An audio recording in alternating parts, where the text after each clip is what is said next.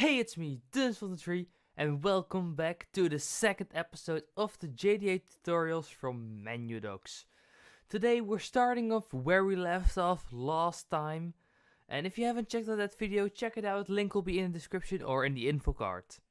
So let's get started by going to our build.gradle file and updating JDA because they released a new version. All you have to do is change the 09 to 19. And if you change that version, you should see that we have JDA for 19 in our dependencies. We can close this file now. Next up, what we want to do is create a new class. And I'm gonna call that class constants. And in this class, we want to define things like our prefix and the owner of the bot. Because some commands, like an evaluate command, you just want to lock them to yourself. So what we're gonna do is I can't type public today. Public static final string prefix, and I'm gonna set this to J exclamation mark, just so it won't collide with too many other bots. And we're gonna set the owner of the bot. So and that has to be a user ID. You can store a user ID in a long or a string. I recommend using a long because a string uses a bit more memory, but you can use either of them if you want. So we're gonna type public static final long owner. Oh, and this keyboard. And this is gonna be my Discord user ID. So what we're gonna do is we're gonna go to our settings. Then we're gonna go to appearance. And then we're scrolling down to developer mode. Make sure this is turned on. So settings, appearance, developer mode. And if you have to turn on, you can right click yourself and hit copy ID. What we're gonna do next is we're gonna paste the ID there and put a capital L for long after it. So now we have our constants finished. We can close that file. Next up, we're gonna make a new package, and that package is gonna be called objects.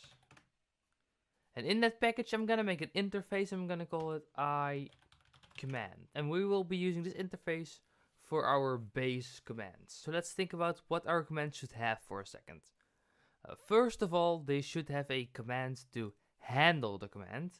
And again, I don't want to return anything from that, so that's going to be a void handle. And we probably want some arguments in there. And I'm going to use a list for it. So list. And I want to return. And that list will have strings. I'm going to call it R. And we also want the event that our command came with.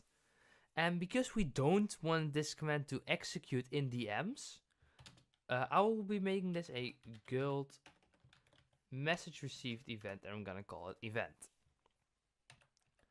Next up, we want to provide some help for the user, which is going to be a string. So I'm going to type string get help. And of course, we want to have the invoke of the command. So we're going to type string get invoke.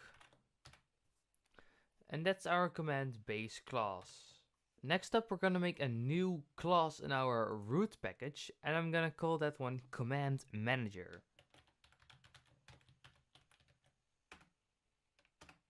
And our command manager is going to deal with storing the commands and executing the commands. So first of all, let's focus on storing the commands. And I want to store them in a relationship with the invoke and the command.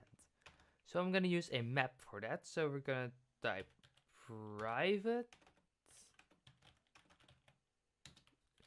final. And it's a map with a string for the invoke and the command interface. I'm going to call this commands. And it's a new hash map. Next up, I want something that allows us to add commands to this. So I'm gonna make a private void add command. Of course, we're gonna pass in our command interface.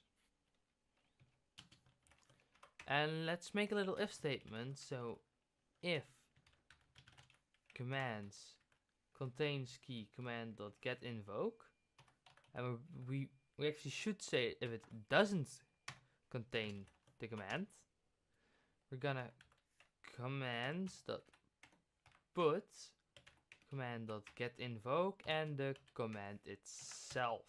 So now we can add commands to our list. Next up, let's make a function to execute the commands. And this can be package private because we're gonna call this method from our listener, which is in the same package. Actually, this can be package private as well because of that. So we're gonna call it handle command.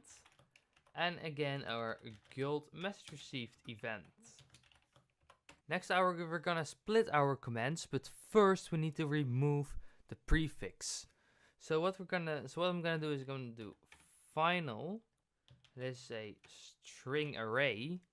I'm gonna call it split, and we'll make it equal to event.getMessage.getContent raw, and we're gonna replace first.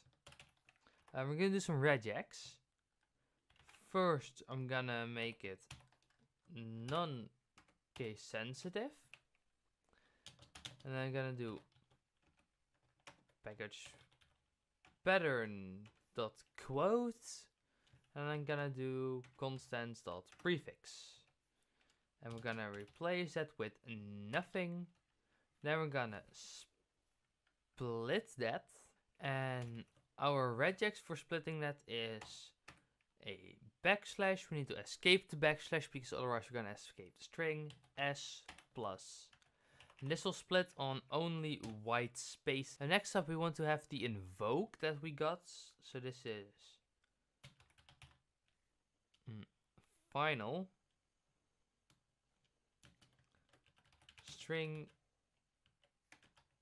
invoke, which is equal to split the first item, and we're gonna do it to lowercase on it.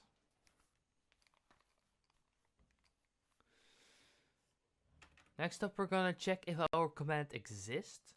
So I'm gonna do if commands.contains key invoke. And then we're gonna create our args in a list. So we're gonna do final list string args is equal to arrays.aslist split. We're gonna sublist that from index 1 to split.length. And next up, we can just do commands.getInvoke handle args and event. And this is how we're gonna handle our commands. Next up, let's create our first command. So what we're gonna do is we're gonna create a new package, and we're gonna call that one command. We're gonna call it commands, and in here we're gonna make a new Java class, and let's make a simple ping command to start off with. Ping command. This ping command implements our command interface. As you can see, we need to import some methods, which is control I in IntelliJ. First of all, the invoke that we're gonna give it is ping. For our help, we're gonna say pong exclamation mark. Then we're gonna do a new line, and I like to add a string on the new line if we do that. Now and then we're gonna say usage colon one of those backticks, a plus sign. Then we're gonna append our prefix. Then we're gonna append the invoke, and then we're gonna append another backtick. So now we're gonna write the event. So the first thing we want to do is send a message and then edit that message, basically, because that's what most bots do. So what we want to do is we want to say event dot get channel dot send message, and we just want to say pong. If we do it like this, it won't work, and you see IntelliJ is giving us a warning because the result of set message is ignored. If we check this, we can see it returns a message action, and message action extends a REST action. And what is a REST action? For every message, we're sending a post request to Discord, and those post requests are in the REST request model. Correct me if I'm wrong for that. So basically the REST action helps us sending those requests to Discord. In a REST action we have multiple, we have method like queue, submit, and complete. And because this is a message action, we have like add file and stuff to it as well. What we want to do is we want to queue this message so it's being sent. Next up, we're gonna add a lambda callback. So it's gonna do parentheses opening and closing, and in there we're gonna type message, because we're getting a message back from Discord. This message, we can edit the message, and I'm gonna edit it with a format. So we're gonna say ping is percentage as milliseconds. And we're just gonna type event.getJDA.getPing, and we're gonna queue this. So now we need to store this command in our command manager. So I'm just gonna type command manager, make a constructor for it, and we're gonna say add command new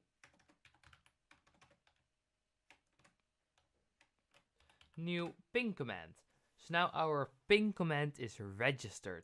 Next up, we want to go in our listener and create a method for the guild message received event.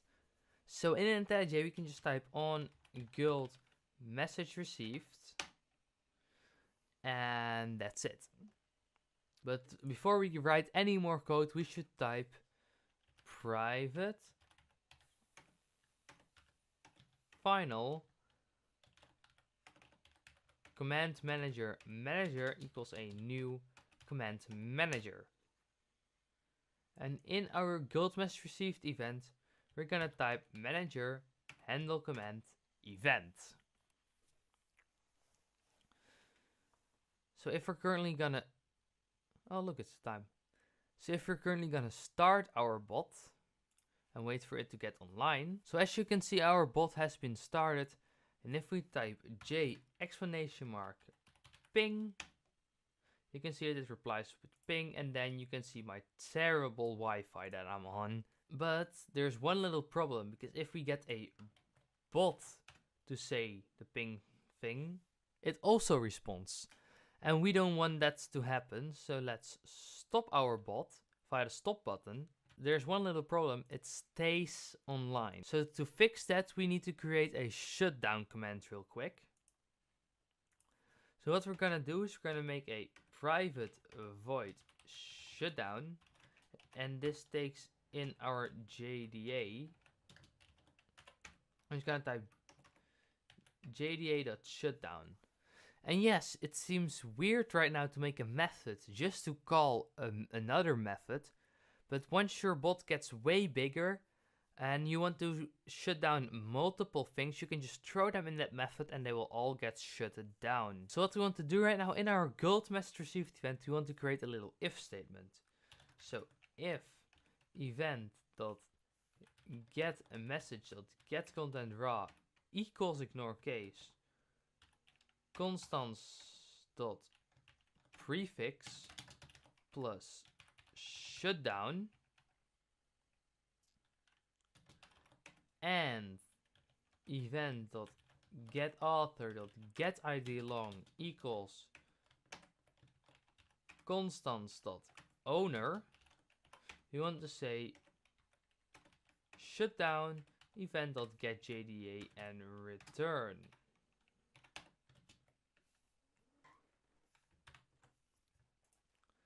So this will create our shutdown command. And a shutdown command is nothing special. We don't even need to create a new class for it because it's literally this. Next up, we want to create an if statement to check if our command actually starts with the prefix.